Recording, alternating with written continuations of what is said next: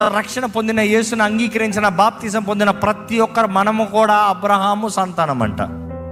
ఎందుకంటే పోయిన వారం చెప్తూ వచ్చాను, అబ్రహాము దీవెనలో క్రీస్తు యేసుతో నిబంధన చేయబడిన వారు కూడా చెల్లుతాయని. వస్తే దేవుడు ఓరక చేసి పంపించే దేవుడు కాదు. పోరాడాలి, విశ్వాసంలో నిలబడాలి, పరీక్షలు నిలబడాలి, పగలగొట్టబడాలి, వెరగొట్టబడాలి. యేసు ప్రభు కూడా చూస్తామండి, ఆ రొట్టెని విరిస్తే మల్టిప్లికేషన్. చదివి నాకు రాకపోతాం, నాకు ఎందుకు ఇలాగ వివాహమయ్యి ఇలాగ విఫలమవుతాం, లేకపోతే ఇలాంటి కార్యం జరిగి ఇలాంటి నష్టం జరుగుతాం, వై ఆల్ దిస్ అని రావచ్చు.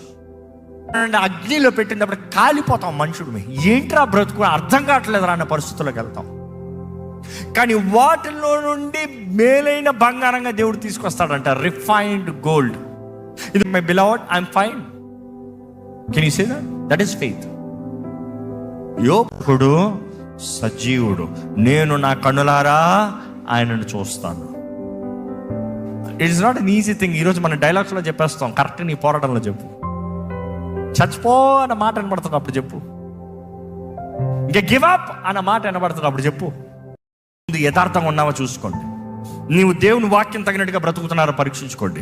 దేవునికి నీకు ఏక మనసు కలిగి ఉందా? Are you in peace with God? Are you in oneness with God? Can you really say thank you?